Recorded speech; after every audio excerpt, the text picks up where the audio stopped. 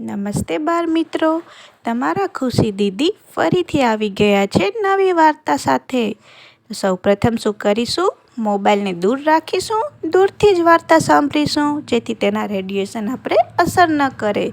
તો ચાલો શરૂ કરીએ આપણી નવી વાર્તા. આજની વાર્તા છે એક ઉંદરની. એક ઉંદર હતો. તેને રસ્તા પરથી એક સરસ મજાનો કાપડનો ટુકડો મળ્યો. એને થયું, લાવને આ કાપડના ટુકડાની મજાની ટોપી બનાવું. એ તો કાપડનો ટુકડો લઈને પહોંચ્યો દરજી પાસે. ઉંદર દરજીને કહે, દરજીભાઈ, મને ટોપી સીવી આપો ને. દરજી કહે, જા જા, તારા જેવા ઉંદર માટે ટોપી સીવવા મારી પાસે સમય નથી. ઉંદર કહે, એમ? તો સિપાઈ કો બુલાઉંગા, બડે માર દેઉંગા, ખડે તમાશા દેખુંગા. એટલે કે સિપાઈને બોલાવીશ, બરાબરનો માર ખવડાવીશ, ઊભો તમાશો જોઈશ. દરજી તો ડરી ગયો. એ ઉંદરને કહે, ના ભાઈ, એવું ન કરીશ, લાવ તારી ટોપી સીવી આપું છું. એને સરસ મજાની ટોપી સીવી આપી. ઉંદર તો રાજી થઈ ગયો. પછી એને થયું કે આવી મજાની ટોપી પર ભરત કર્યું હોય તો કેવું સરસ લાગે. એ તો ઉપડ્યો ભરત ભરવાવાળા પાસે. ત્યાં જઈને કહે, ભાઈ, મને મારી આ ટોપી પર મજાનું ભરત ભરી આપો. ભરત ભરવાવાળો કહે, જા, તારા જેવા ઉંદર માટે કંઈ ભરત ભરવા મારી પાસે સમય નથી. ઉંદર કહે, એમ? તો સિપાઈ કો બુલાઉંગા, બડે માર દેઉંગા, ખડે તમાશા દેખુંગા. ભરત ભરવાવાળો તો ડરી ગયો. એ ઉંદરને કહે, ના ભાઈ, એવું ન કરીશ, લાવ તારી ટોપીને ભરત ભરી આપું છું. ઉંદર રાજી થઈ ગયો.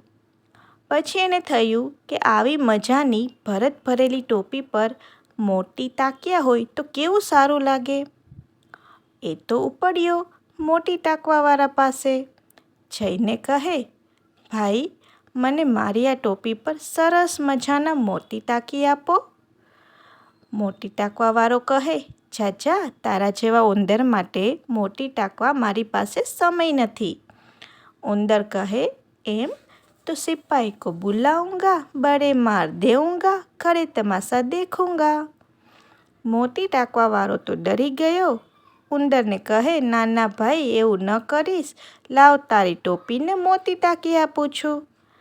ઉંદર એકદમ ગેલમાં આવી ગયો અને નાચવા કૂદવા લાગ્યો. ત્યાં રાજાના સિપાઈઓ આવ્યા અને ઉંદરને કહે, એ ઉંદરદા, આઘો ખાસ, અહીંથી રાજાની સવારી નીકળે છે. ઉંદર સિપાઈઓને કહે, નહીં ખસું, રાજાની ટોપી કરતાં તો મારી ટોપી વધારે સારી છે. આ સાંભળીને રાજા ગુસ્સે થઈ ગયો. એણે સિપાઈઓને કહ્યું કે આ ઉંદરની ટોપી લઈ લ્યો.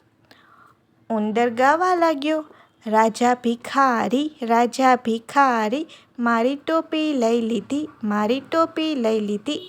રાજાએ સિપાહીને કહ્યું, આની ટોપી પાછી આપી દો, મને ભિખારી કહે છે. સિપાહીઓએ ઉંદરને એની ટોપી પાછી આપી દીધી. ઉંદર ગાવા લાગ્યો, રાજા મારાથી ડરી ગયો. આમ નાચતો ગાતો એની ટોપી પહેરીને ઉંદર એના ઘેરે ગયો. તો બાળકો, કેવી લાગી તમને આજની ઉંદર મામાની વાર્તા? આજની વાર્તા પૂરી કરીશું. ફરી નવી વાર્તા સાથે મળીશું. ત્યાં સુધી મમ્મી પપ્પાની વાત માનતા રહેજો. થોડું તોફાન કરતા રહેજો. બાય.